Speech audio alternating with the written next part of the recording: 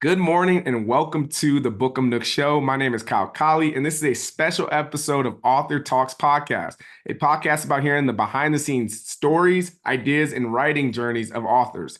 This episode is brought to you by Bookham, the book community's new and best way to host dynamic online book clubs. Download the app and start your book club today at www.bookhamapp.com.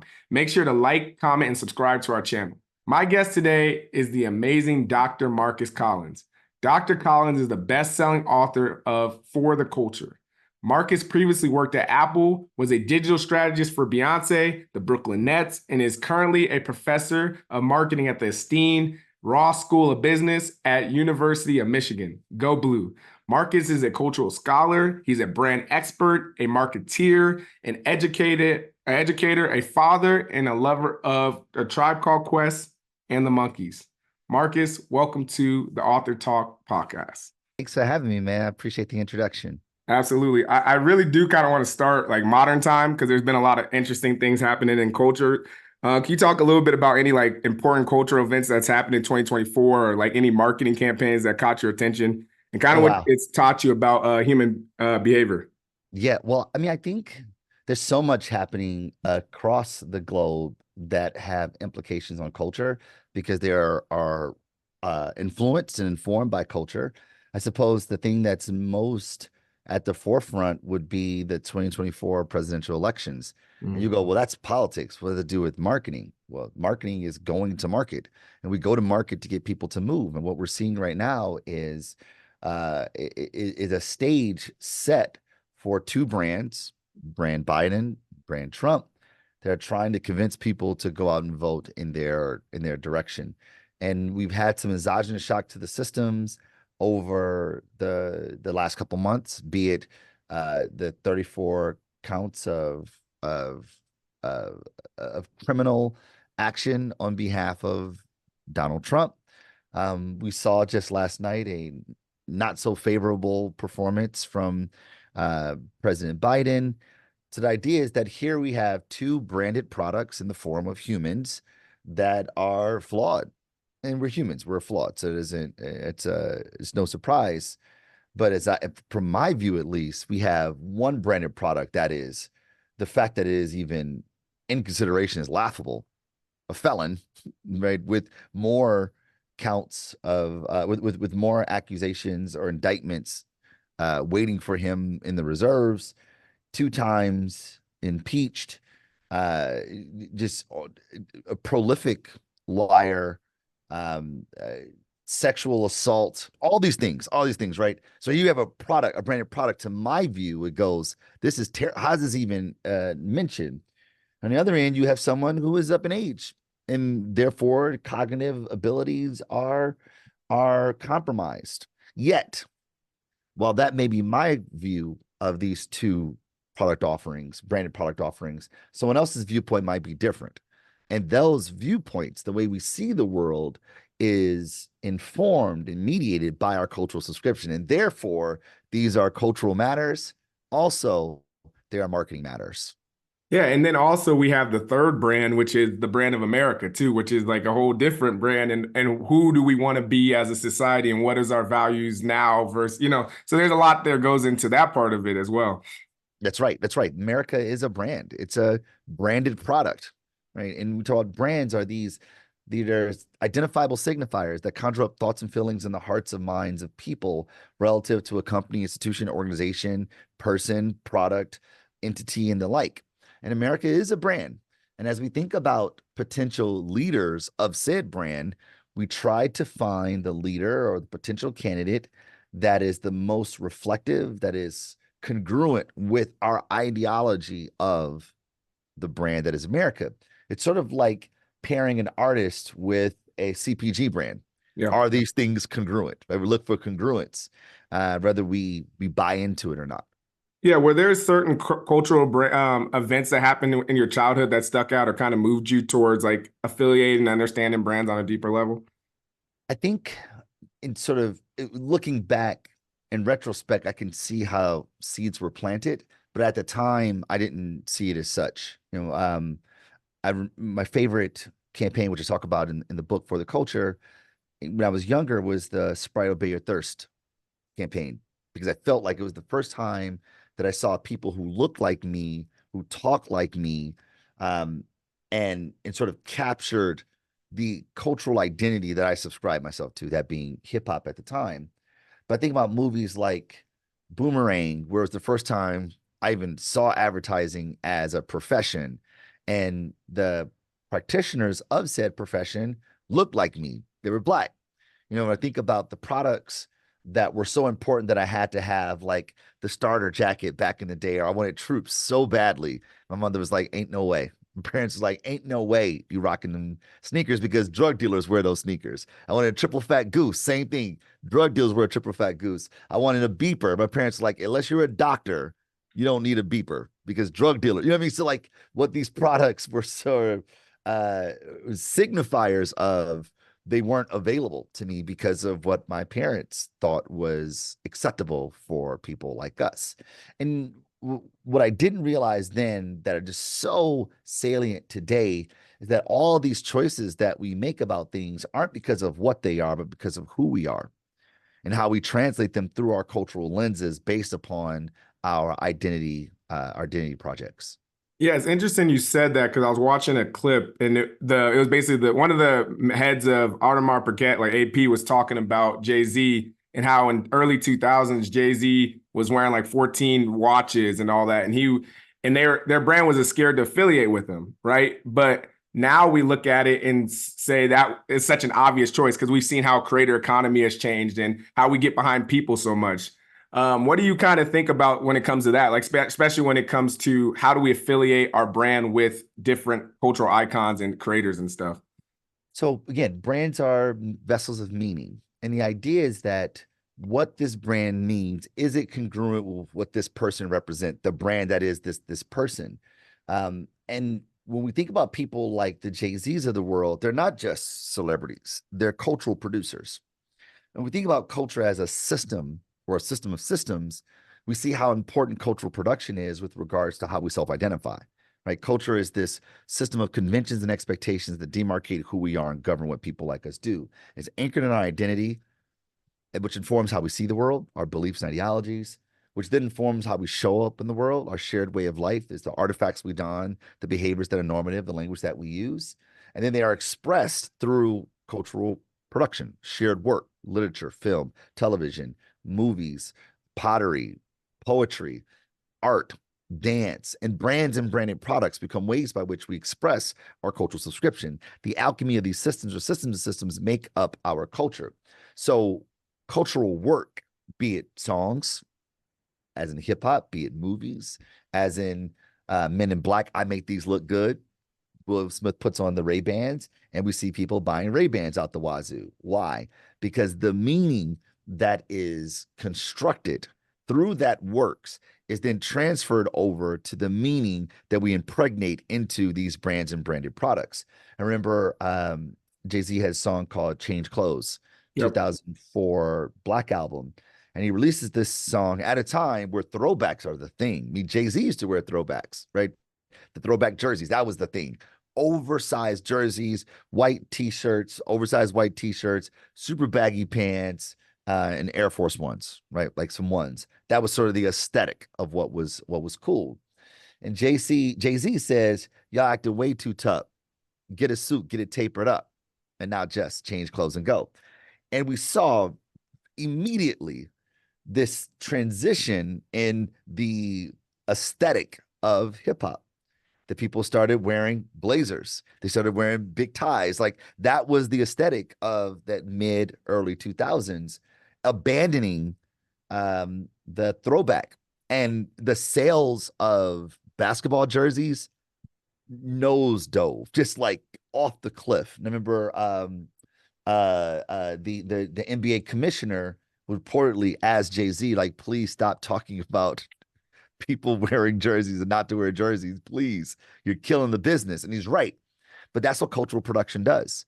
My wife and I used to live in New York for about 8 years.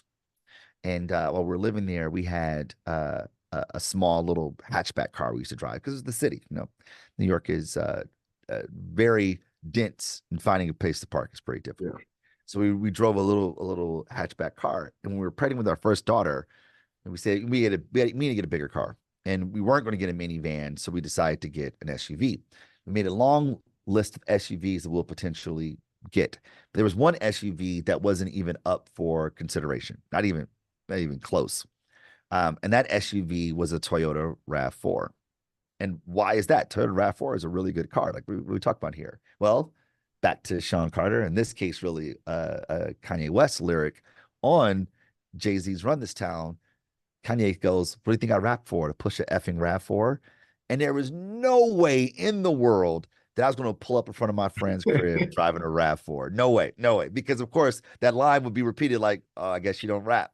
And I don't rap, by the way. However, the meaning that was imbued into the Toyota RAV4 was as such from that song that I didn't want to be affiliated with it.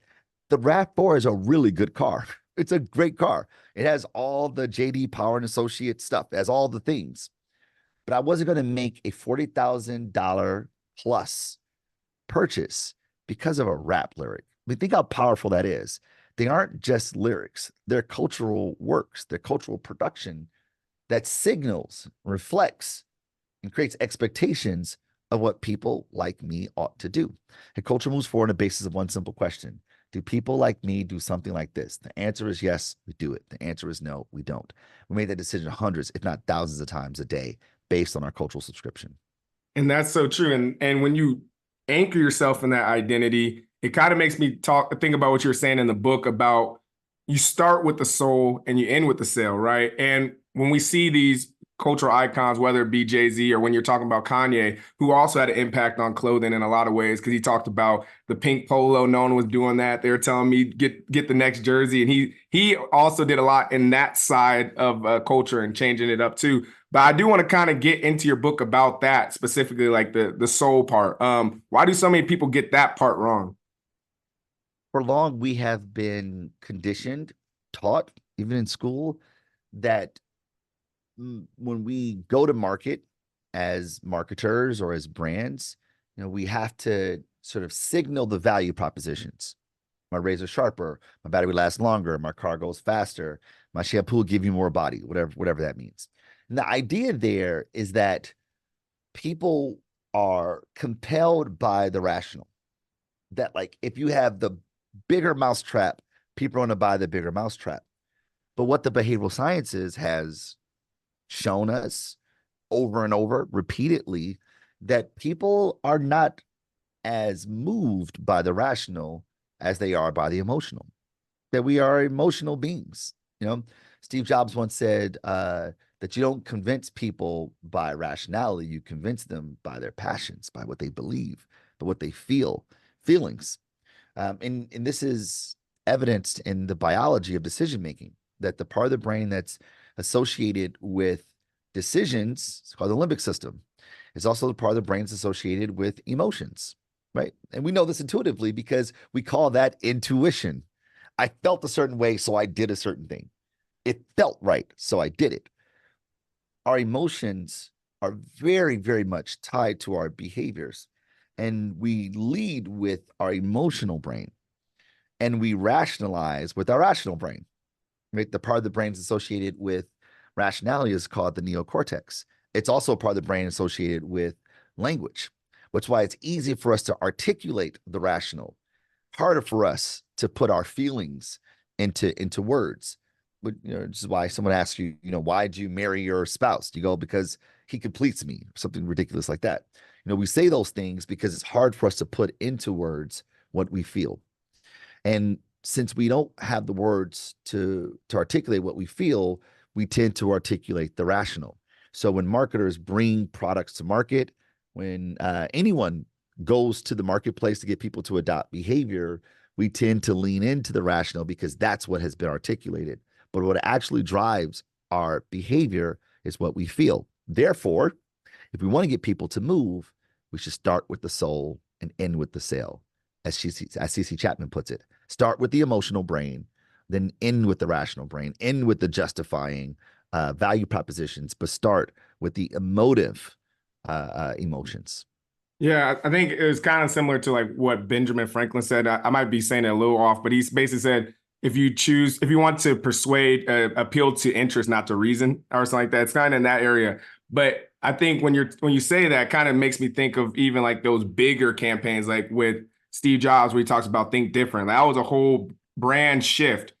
Do you think even now with social media and all the things that are going on today, do you think how do you I guess I know on the bigger scale, like big brands can obviously do those massive marketing campaigns, but even on a smaller level, how do you think brands should think about doing those campaigns where you have to incorporate social media and where people are at currently and where they Sure. congregate? How do you think about that? Well, I think what we're talking about here is the underlying physics of humanity. It's consistent in humanity.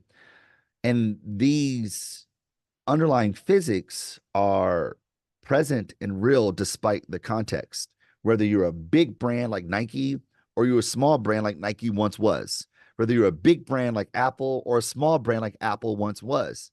The thing is, every brand, every artist, every company, every entity starts off with zero fans, with zero customers, zero revenue, zero subscribers, zero likes. Everyone starts off at zero. The idea here is that the same things that drive the business when you're at zero with regards to influencing behavior are the same underlying physics that drive behavior when you're at a million followers or fans or consumers. When Steve Jobs introduced the idea of think different, Apple was getting kicked in the teeth. They were struggling, right? Steve Jobs had unceremoniously been removed from Apple. We started his company Next. They brought in John Scully, or John Scully was actually running the business while Steve was with him. They were partners. Uh, John Scully's at the helm, and Apple is nosediving. Not great. Steve Jobs comes back in and starts making some pretty radical decisions with regards to personnel, with regards to focus. And he introduces this idea of think different through the lens of Nike, actually. He says Nike is the best marketer on the planet. Why is that? Because Nike doesn't sell a commodity, it sells a point of view, right? Nike believes in athletes, and their marketing communications pay honor to athletes. They put them on a pedestal. Say, well, if we believe in the products we make are all about challenging convention, subverting the orthodoxy, then we should pay homage to the best orthodoxy shifters, the best status quo breakers, the best subverters of the of conventions. So that campaign, Think Different, it highlighted and featured the biggest rule breakers, from Muhammad Ali to Jim Henson to Amelia Earhart to Martin Luther King to Pablo Picasso, all these people that challenged orthodoxy, Mahatma Gandhi, who challenged orthodoxy because these people were demonstrative personifications of what the Apple brand believes. Apple wasn't winning at the time. They were in a bad place, but this campaign worked sufficiently. When Nike was winning, this approach worked sufficiently. Take a brand that was nothing just 5 years ago, Liquid Death, started in 2019, nothing, but they too abide by this idea of start with the soul and with the sail. Liquid Death doesn't talk about the pH balance of its water or the alkaline levels of its water or how much electrolytes it has, which is ridiculous. Instead, they talk about a point of view, death to plastic. That's what they believe. Mitigating the amount of plastic that's produced, which is destroying the world. Yeah, Right? here's to the crazy ones, right? And he talks about marketing is about values, right? Because you're not going to really get in a noisy world like this, you're not going to get people to remember much of anything about you. So you got to be really intact. I mean, really specific about what you want people to know about your brand. So I think when you said that, I remember that speech and all the things because I think Steve Jobs did that conversation just at he was talking in front of a college and he was just explaining how I'm about to do this new campaign. I don't know how it's going to work, but these are the things that I value most. Yeah, he was debuting it to his leadership, to Yep. to the Apple team. Said, "Hey, this is what we're doing. Here's the new campaign." Yep. and he preached the gospel. We believe in challenging conventional wisdoms. The same thing that Apple had told us in 1984, when he told us in 1984 is going to be like 1984. Right? These things are all demonstrated in the way in which Apple goes to market, right? Based on the way it sees the world, which is really powerful. Yeah, so a little bit, kind of talking a little bit more about your book. Like, how can brands kind of walk that tightrope between like being authentic when it comes to these creative, cultural moments? Like, even if it's like, okay, we want to bring in "They Not Like Us" from Kendrick. Like, how do they do that in a way that's unique without kind of sounding like, appropriating it for commercial game, and in the sense of like it just sounds like they're jumping on trends for the sake of it. Well, brands have to know what they believe. It starts with who you are. As Lauryn Hill said, how you going to win if you ain't right within? You know, you had to start with, how do I see the world? What do I believe? And then say, okay, here's what I believe. Who believes what I believe? Who are the people who see the world similarly? Those are our people. That's the collective of the willing. Then we say, okay, we believe this. These are our people. Let's activate them by preaching the gospel. And those people, they consume not because of you, they consume because of them. That is, their consumption becomes a cultural act. They use the brand as a way to signal their identity to the world. They consume as a way by which they make their culture material, because what your brand means in their minds, what it signifies in their minds, is a byproduct of how they see the world. Go back to your original question, what's happening in the world of culture that is exciting to me from a marketing perspective. People who rock make America great gear, they believe in Trump, but they rock that gear as a way of signaling who they are in the world, right? Their identity projects, and our consumption is a way by which we signal our identity to the world. Yeah, and you have a really good speech I was watching. You talked about you don't build culture, you facilitate it, and you have a cool story about working with like the Beehive. Can you elaborate a little bit on that experience, like crafting digital experiences for Beyonce, and how to leverage a community and to grow it and to facilitate it? Totally. Well, yeah. So when it comes to community, well, first of all, like, culture is co-created. It is constructed and negotiated by cultural producers. And those people are typically in a community. They're in a group. They are together. They are part of something. And their culture is the operating system that governs what's acceptable for people like them. And what's acceptable for people like them is negotiated and constructed by people like them. So the idea there is that, okay, so if I'm a brand, do I make culture? No. If you're a brand, you create cultural works. You create works that are negotiated and constructed into the cultural zeitgeist of a group of people, unless the brand is a part of the people, right? In this case, an artist who makes a record, makes a song, creates some language, and the community goes, yeah, that we're going to start saying that ish cray. We're going to start saying that totally, right? Like that. That language is reworked into the zeitgeist, and oftentimes that language comes from the people already. The artist who are of the community goes like, I like that, like the way we say that, us as people. I'm gonna use that language, say it in my record, and it's going to be a way by which it is propagated. It is expressed broadly, widely. So that idea of co-creation gets into this notion of community. Do brands make community? Do brands build community? And before I worked with Beyonce, I would have told you, yeah, we build community, build a community around who we are and what we do and what we believe. But what I realized from working with Beyonce is that you don't build community, you facilitate it. And what do I mean by that? Part of my job running digital strategy for Beyonce was taking her offline fan club and bringing it online, right? And we had a lot of hubris about the ability to do this because Beyonce is one of the biggest artists on the planet at the time, still is. Some 15 years later, she was also ascending from being Beyonce the artist to being Queen Bee, as we know her to be. And this is at a time, 2009, where the we're like the technology available to us. We're gonna make this really easy. Facebook, Twitter, we're just gonna crush. And we launched this thing, her sort of online presence, her social presence, and it just was not popping. Not to the degree at which we expected to, considering her stardom. We're like, what is going on here?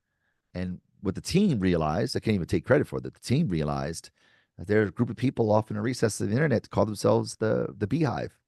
And those folks weren't just fans of Beyonce, but they believed in what Beyonce believed. They believed in women's empowerment. Right? That was a part of their identity. They believed in women's empowerment. And they had their own language. They had their own artifacts. They had their own uh, traditions, behaviors, social norms. And the team said, let's cut bait on this Beyonce nonsense, and let's partner with the Beehive to become the official fan club of Beyonce. And it very much still is the case today. And from that learning, I mean, I just realized that, like, yo, your job as a brand isn't to go make a community. No, you go find the people who already believe. Use your resources to help them find each other.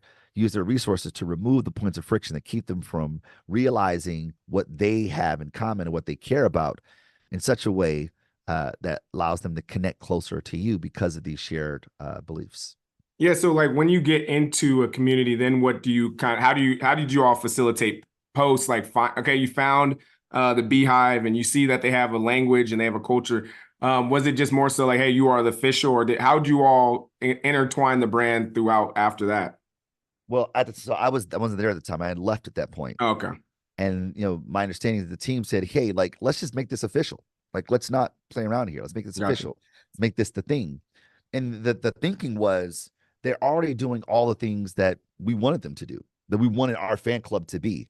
Why would you go recreate something when something already exists? Gotcha. The idea there is to use your resources to help grow the Beyonce, to kill the Beyonce and grow the Beehive, which Beyonce's did. Like, Yep. the Beehive wants to feel like they are a part of her. They're connected with her. So the launch of the Beyonce album was launched not through traditional marketing communications, traditional media.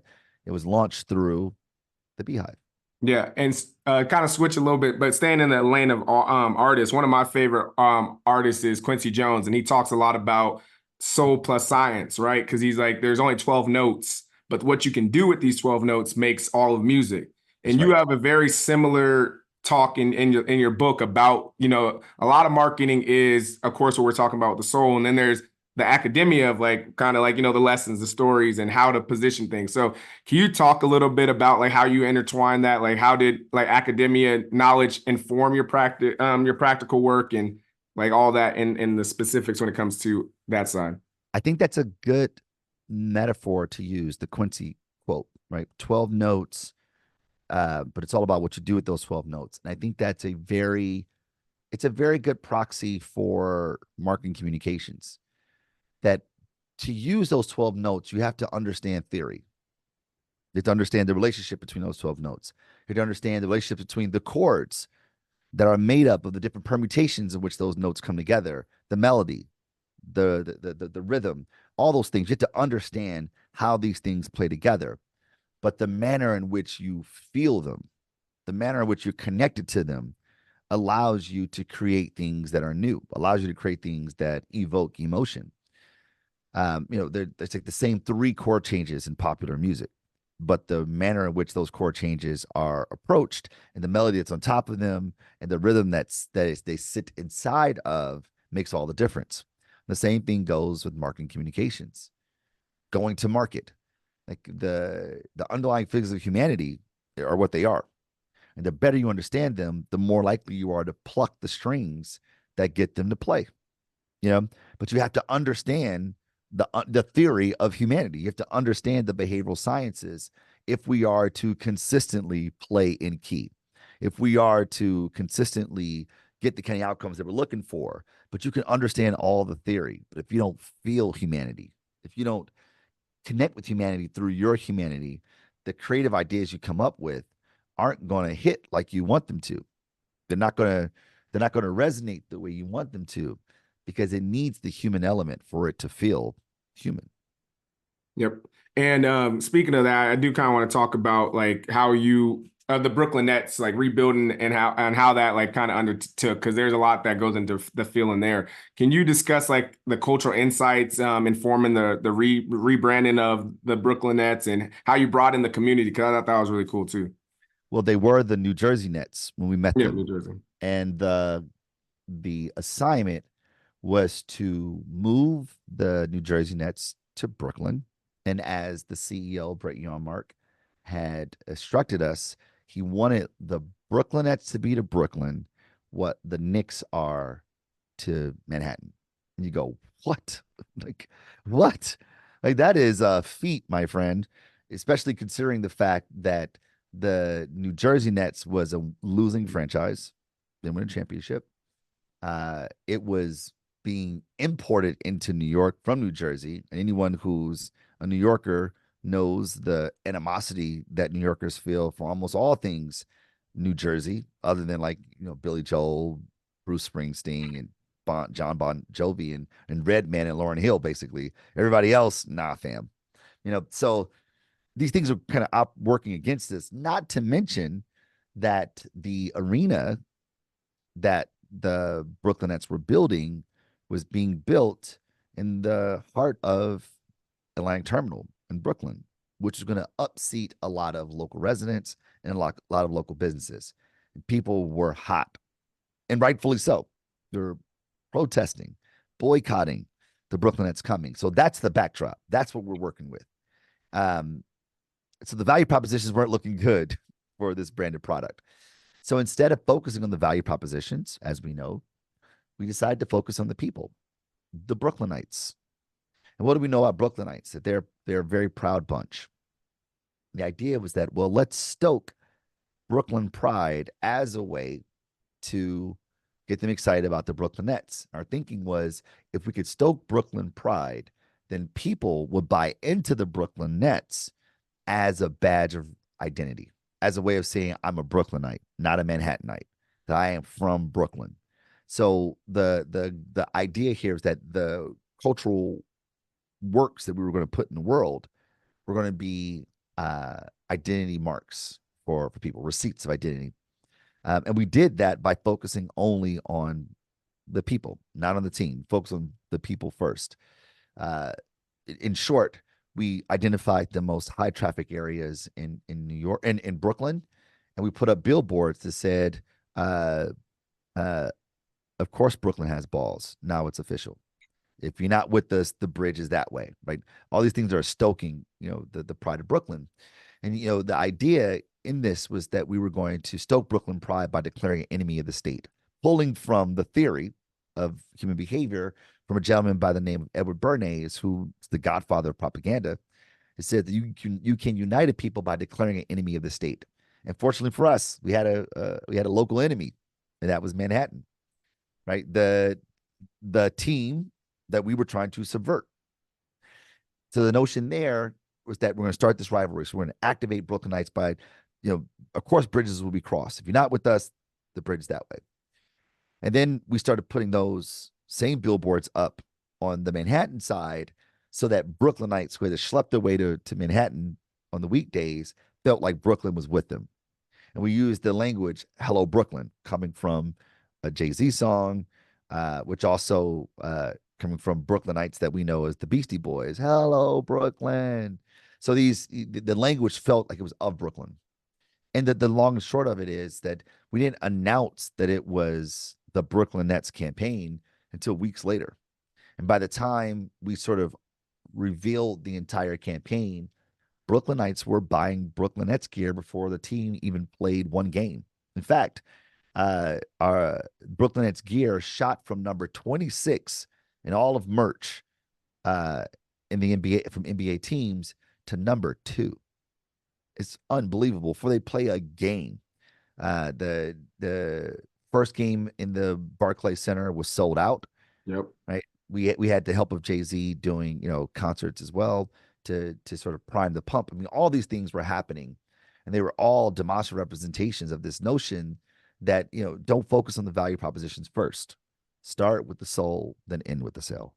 Yeah, you all did an exceptional job. I remember, I remember that campaign and like some of the things that are going on in Brooklyn. I'm a Denver Nuggets fan, but even like looking at Brooklyn Nets, I was like, they're different. You know, like the style, the culture. It brought a lot of kind of some of the even the AI stuff earlier that the NBA kind of was pushing away for a long time. Like I think you all did it. Like you infused that whole culture into it, and even when you think about like the Bobcats. I don't think the Bobcats were integrated into the NBA the way the Brooklyn Nets were. I feel like overnight you're like, okay, the Brooklyn Nets is a real like it's like this is a team. This is That's everything. Yeah. right. That's right. And the idea there is that we're doing proper brand work. We're trying to transcend the category. We're trying to move beyond the categorical confines of the industry in which we're operating, and we're trying to find how can the brand be more to people than what it does.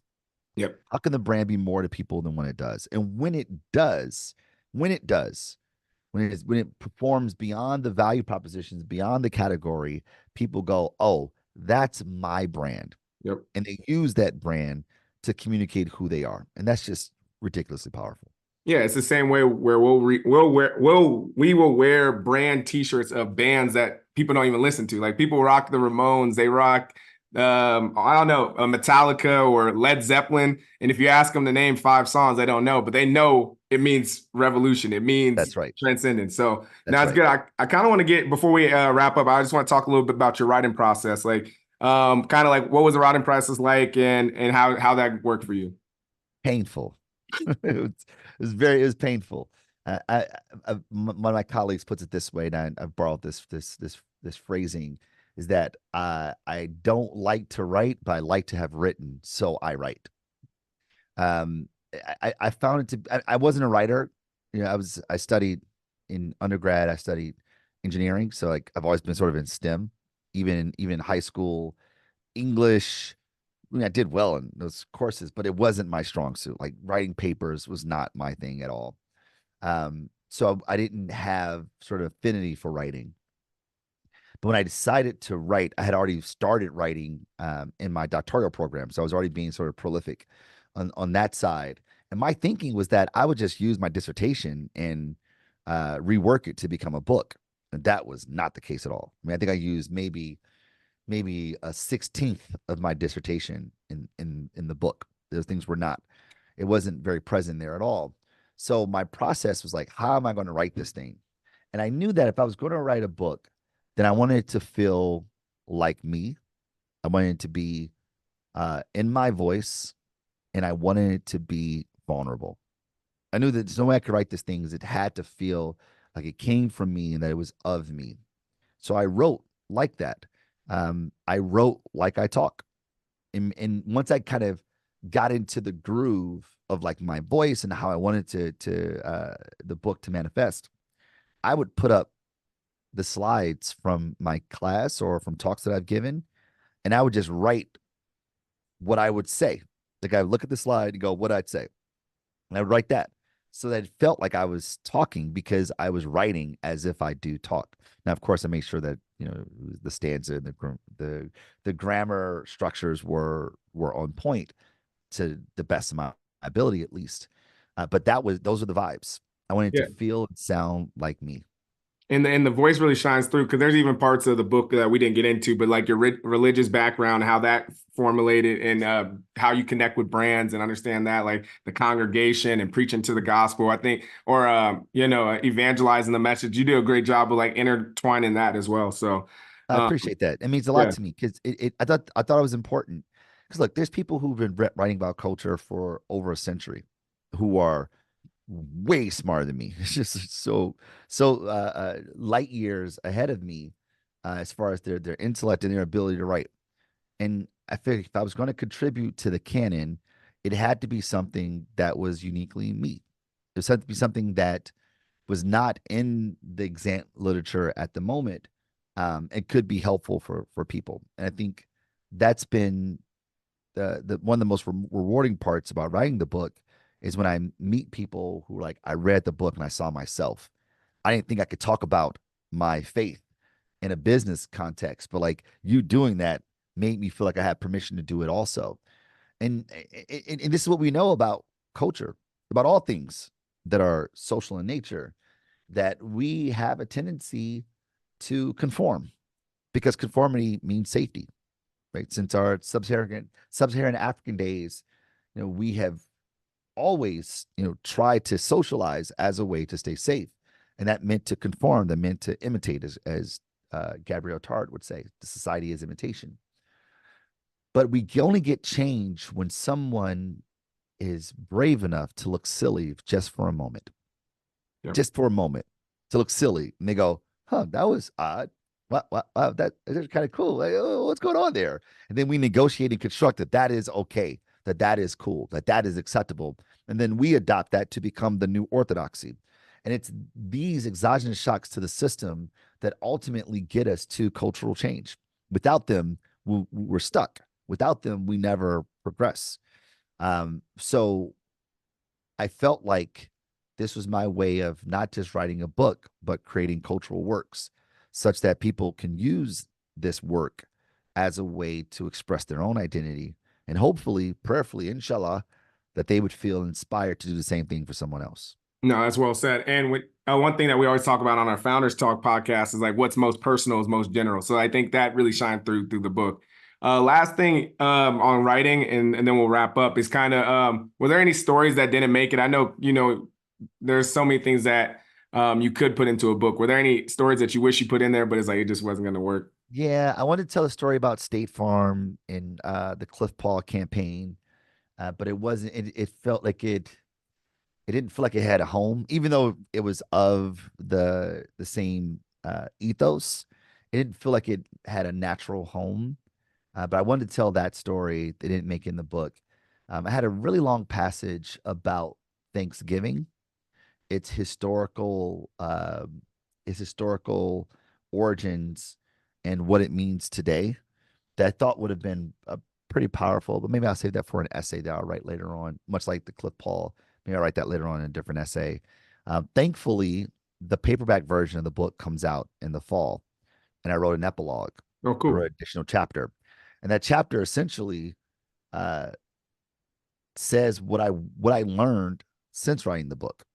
And I wish I was smart enough to had realized it when I was writing the book, but it took months after writing the book, almost a year after, but months after writing the book, to connect some new dots. And I use the epilogue to expound on that in hopes that it inspires other people.